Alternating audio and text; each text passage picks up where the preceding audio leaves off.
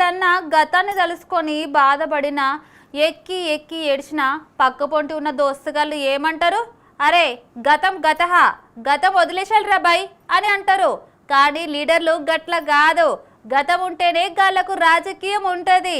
గాళ్ళు చేసిన పనులు యాది తెచ్చుకొని ఇక మరి మేము గిట్ల చేసినాం, గీళ్ళు గట్ల చేసిర్రు అని ఎండగడతారు, ఎక్కిరిస్తారు. మరి గియాల మాజీ సీఎం జగనాల్ సారు నెల్లూరు పోయిందంట. మరి ఎందుకు పోయిండో ఏమేమన్నాడో అరుచుకుందాం పాండి.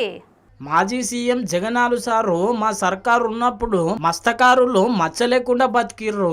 ఇప్పుడు కూటమి సర్కారు వచ్చినప్పటి సంది మస్తకారులు మస్తు బాధపడుతున్నారు అని చెప్పి గీయాల నెల్లూరు జిల్లాలో ఉన్న మస్తకారుల దగ్గరికి వచ్చిండు. ఇక వచ్చినాక మస్తకారులు గిట్లా జగనాలు సారుకు బాధలు చెప్పుకున్నారు.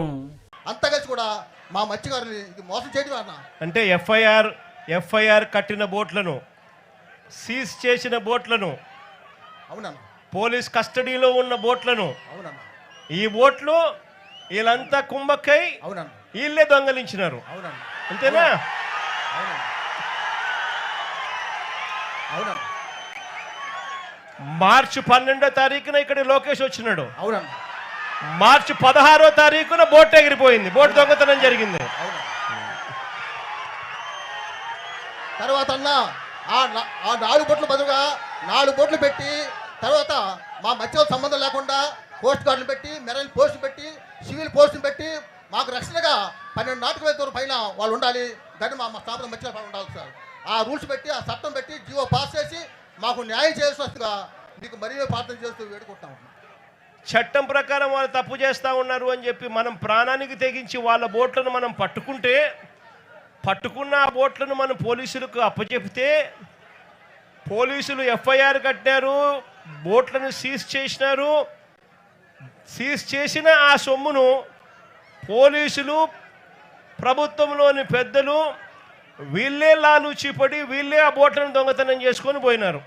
ఇన్నరు కదా మస్తకారులు మస్తు బాధపడవచ్చే. ఇక జగనాలు సారు ఏమన్నాడంటే గీయల్ల మటుకు మన వైసీపీ సర్కారు ఉంటే మస్తకారులకు బంగారు బతుకుండేది. ఇక ఈ కూటమి సర్కారు వచ్చి అంత ఆగమైపోయింది పరిస్థితి, మస్తకారుల పొట్టగొట్టింది అని చెప్పిండు. ఇక అంతేకాదు అటెనక వచ్చేతాప జగనాలు సారు పంకపాటి అధికారంలోకి వస్తే మస్తకారులకు న్యాయం చేస్తామని చెప్పి గిట్ల అన్నాడు. నేను అడుగుతా ఉన్నా చంద్రబాబు నాయుడు గారిని, ధర్మమేనా న్యాయమేనా అని అడుగుతా ఉన్నా. ఇదే మనిషి, పెద్ద మనిషి చంద్రబాబు నాయుడు గారిని. మత్స్యకారుల కోసం ఫిషింగ్ హార్బర్లు జగన్ నిర్మిస్తే నువ్వు చేస్తా ఉన్నది ఏందయ్యా? దీన్ని కూడా దోచుకునే కార్యక్రమం చేస్తా ఉన్నావు ప్రైవేట్ వాళ్ళకి ఇచ్చి. ప్రైవేట్ వాళ్ళకి నువ్వు ఇవ్వాలి అనుకుంటే పక్కన కృష్ణపట్నం పోర్ట్ ఉంది, ఆ పోర్ట్లో కావాలంటే దండిగా ల్యాండ్ ఉంది, అక్కడ కావాలంటే వాళ్ళకి ఇచ్చుకోవచ్చు. కానీ ఇక్కడ మత్స్యకారులను పొట్టగొట్టడం ఎందుకు చంద్రబాబు అని చెప్పి చంద్రబాబు నాయుడు గారిని అడుగుతా ఉన్నా గట్టిగా. ఇన్నరు కదా మస్తకారులకు మస్తు ఖుషి అయ్యే ముచ్చట చెప్పినాక సీఎం చంద్రాలు సార్కు జబర్దస్త్ వార్నింగ్ ఇచ్చిండు. మళ్ళా చంద్రబాబు నాయుడు గారిని గట్టిగా వార్నింగ్ కూడా ఇస్తా ఉన్నా. కళ్ళు మూసి తెరిచేసరికే మరో 3 ఏళ్ళు అయిపోతుంది. వచ్చేది వైఎస్ఆర్సీపీ ప్రభుత్వమే.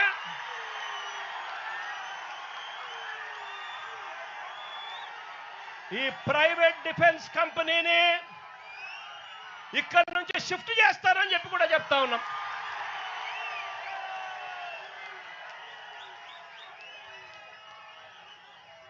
ఇక్కడ ఫిషింగ్ హార్బర్ ఇక్కడే కాదు, రాష్ట్రంలో కడతా ఉన్న 10 ఫిషింగ్ హార్బర్లు అన్ని కూడా మత్స్యకారుల సొత్తు అని చెప్పి కూడా ఈ సందర్భంగా కూడా చెప్తా ఉన్నా.